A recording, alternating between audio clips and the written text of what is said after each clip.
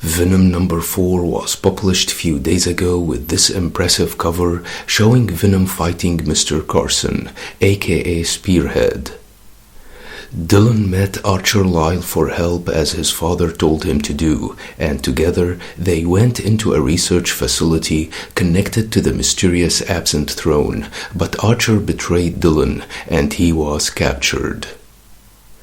Dylan took Sleeper with him and left the symbiote alone, but it sensed that Dylan and Sleeper were in trouble and followed the trail left by Sleeper, but it was attacked by Mr. Carson, aka Spearhead, who was sent by the Life Foundation. The spear managed to penetrate the symbiote, who told Mr. Carson that it could recognize his smell and that it already beat him once. Carson said that the symbiote tried and will try again, but he is prepared this time.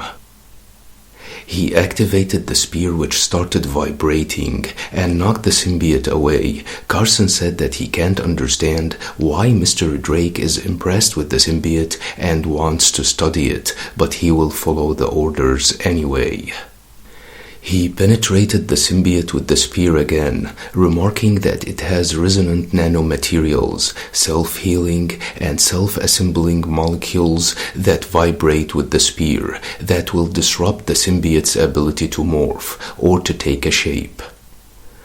Carson said that he knows his limitations very well. He's just a man in some expensive suit, and wondered if the symbiote knows its limitations without Dylan. The symbiote managed to flee, and Carson was about to follow, but Mr. Drake told him not to do that.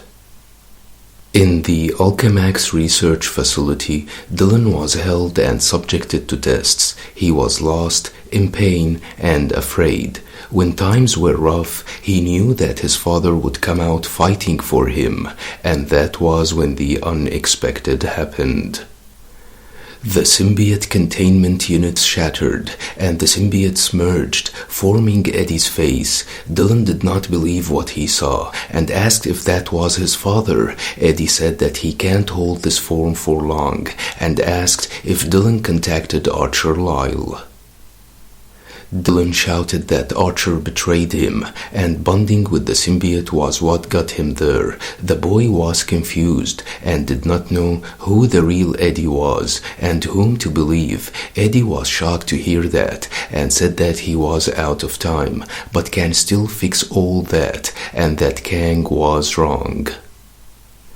He freed Dylan and told him that he needs to figure out who his friends are, and that the symbiote will come for him and will never let him down. Eddie knows the symbiote more than it knows itself, and in that blackness there is a part of Eddie that will never leave Dylan's side.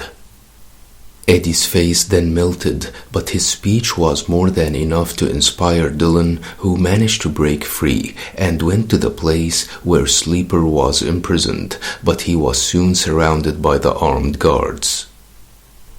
The symbiote arrived at that critical moment, rained down upon Dylan's shoulders from an air vent, and bonded with him. Venom formed an arm blade and roared at the Alchemax staff and guards. Narrating the ongoing events to Carlton Drake, Meridius emerged from a portal in Drake's office. Drake told Meridius that he doesn't understand the role of Liz Allen in all of this, but he still trusts Meridius. Meridius said that trust implies choice on Drake's side and chance on his, and reminded him that he once was a mangled man and less than human, and it was Meridius who restored him to what he is now. It is not Drake's job to trust or doubt, 'cause he's a pawn, just like Liz.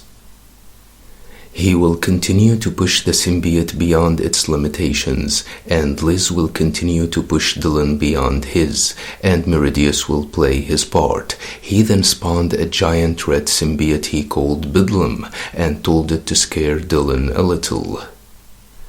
This book was mind-blowing, from the symbiote fighting Spearhead to Eddie appearing to Dylan, who later merged with the symbiote, to Meridius revealing some of his incredible powers, creating a demonic symbiote.